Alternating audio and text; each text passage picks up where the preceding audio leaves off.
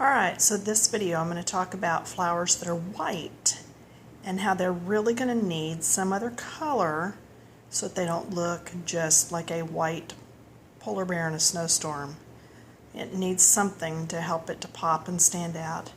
In this one you can see I used some browns.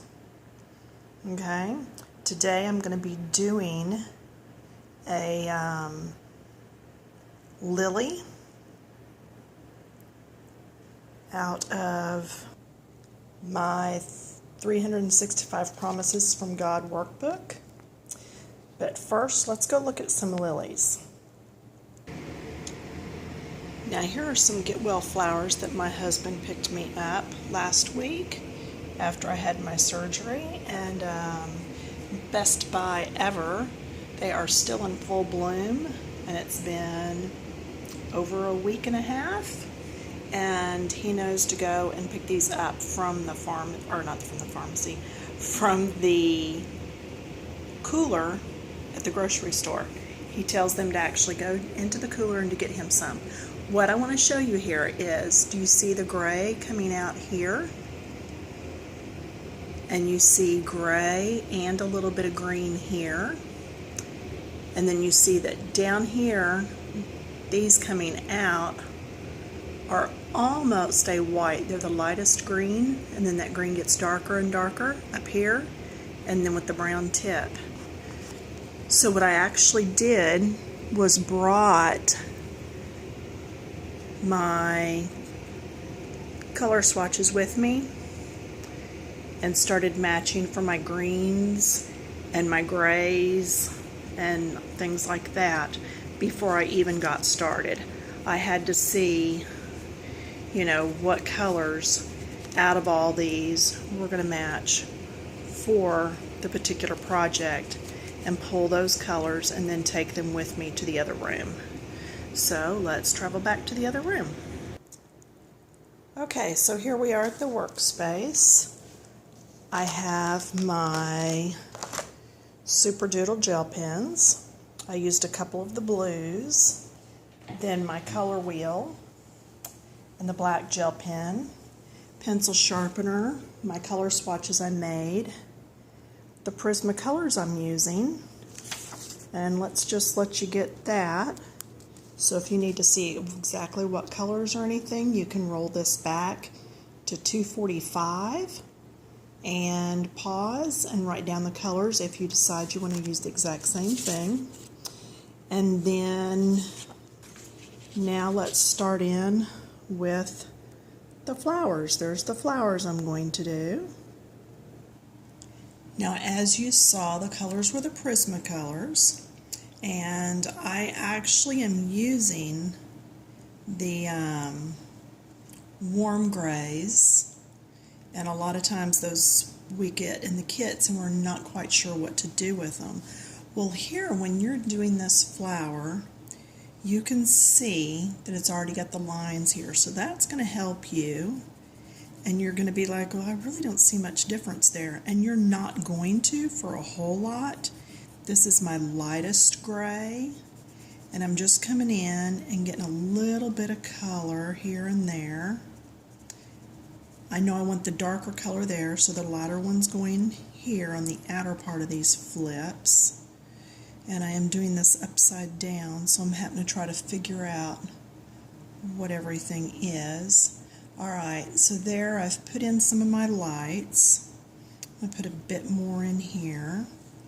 Alright, then my medium or darker gray, I want to get some of that in. And I'll put some close to the edge of that flip. Alright, I'm just trying to keep my hand out so I don't blur it. But at the same point, it's keeping me from really directing my color like I want. Alright, so I've got in all those. I know it's going to be a little darker here. This one is underneath this one, so there would naturally be a little bit of gray there. This one is on top of this one, so this one is on bottom. It gets some gray there. And then down under this is going to get some. Alright, now I'm going to come back with this one and do a little bit of blending. There's not a whole lot to do on these, so you're going to find they don't take just a whole lot of time, but adding just bits here and there to make the flower not look quite so flat. Now I missed this turn right here. Let me do the outer edge here, and I left a little space in here to do this. This will make that recede and let that flip pop to the front. Okay, now I'm going to take my white and I'm going to color my flower, each petal individually, not just streaking over the whole. You don't want to just go over the whole thing. You want to do it in parts. And then I'm going to show you this as a whole, and then I'll show you another one or another section where they've been done. Now all of this I should have done some on here and I didn't. I'm going to show you how you can go back and fix some of those if you've missed them. It's not too late to go back and add to them. Okay, if this time's out, you'll just have to watch for a video number 2. Alright, so that flower is basically finished there. Now let's come back in and get some of this. Let's get some of this coming out. Okay, then back to my lightest color to do the blending. I can use my blender, but I find I can also use this lightest color and it works fine. Now remember also, there was a little bit of green coming out of these. So just here and there, I just want to put a little bit of green just to add a little more color to these. Now this is my middle green, so I'm going to go ahead and put it on in the middle of each of these. Alright, get these put in. And then here's my lightest one. Remember, the lightest was way up at the top on these things. Now do you see in the picture here, in the coloring picture, the tops are already printed in black? So I really don't have to do anything to those. So that's why you did not see a brown or a yellow ochre or anything like that in my supplies. And I just did that backwards. The dark was supposed to be at the top.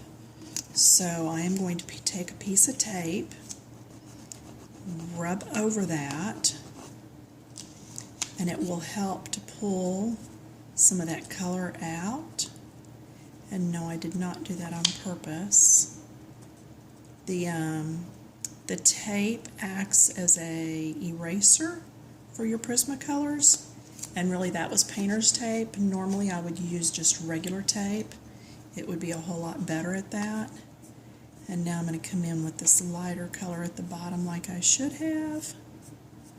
So that one's a little opposite, but things happen. And then I'm going to come down with my deeper up here like I should have. But anyway, you get the idea on that flower. Now I want to show you this whole picture. This is what I have so far. And you can see now, this one has all that color. This one does not. Let's see if we can get this to where you can see that better. See how that one has color? It's got the grays. This one just looks flat white. This one has color. Wish I could get those in there better. Okay, these two you can see together. See, this has no color in here whatsoever. This has the grays and the flips. I can even add more here to deepen that. And by doing that, it makes it look like that's further back in there. You can do the same thing here. So you can always go back and add and touch up. But it just gives your flower more depth to go ahead and color these. So, and I'm not real fond of my butterflies, so that's why I went over them with the gel pens. and then I'm still not real fond of them, so if I decide to do something with this page, then it might end up getting put over with a sticker, but it is the glittery gel pen, and I did use the blender, the colorless blender, because I used these two for the backgrounds. I put this darker color in the V crevices, and there is a video on actually how to do that, so look me up and find that. The greens, I just go ahead and do the rest of the greens and the leaves. I put the darker color here and then the medium color next. Anywhere there was a flip, the underside is going to be darker. Here, this underside is darker, and I can even come back in here and deepen that even more, and that recessed it and pushed it even further back. I can put some green here, darker, and right up close, and it makes it look like there's a shadow from that one falling on this one. Here's another one that's flipped. I can go darker there. This one, I can go darker in here. So anywhere where you actually go darker, it makes that flip look just a little more pronounced. So anyway, and then where it says His Grace is Sufficient, I did lighten on my pencils in that area so that I would still be able to read the words really easily. So now I just need to finish doing these two flowers and all of the rest of this, and that page will be completed. So when you do whites, you have to have some green reflective from the leaves, or some grays to show depth, or some light browns or tans or something. So tackle a whites page and see what you come up with. Let me know how it does. All right, thanks. Let's take a look at that bloom real quick right here. It's already got the lines in it. I put my darkest green there. Then I'm going to come out with my lighter green, and really I could do my medium green here, but I'm just going to go ahead and do the lighter one. Just get some color in there. I'm going to come in with the medium one here now, just because these are very green and white. You know, there's a lot of green on those blooms that have yet to come out. So that's how you do that.